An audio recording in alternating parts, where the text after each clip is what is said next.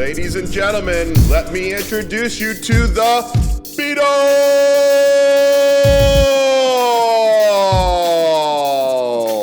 Wheel Collectors is back, guys.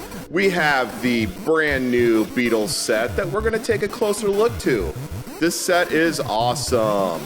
This is a 5-car set. The first car in the set is the quick delivery. It's with the Beatles album cover on the graphic. The With the Beatles was 1963. The second car in the album is Help. Help was 1965. Mattel did this particular Beatles album in chronological order. The Revolver album came out in 1966, and it's on the Combat Medic.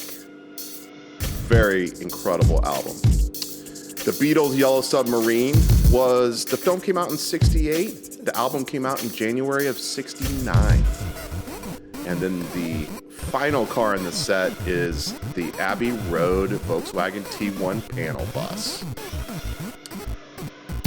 The panel bus is a collector favorite and always will be. The 5-car set is sharp, guys. Be sure you check it out.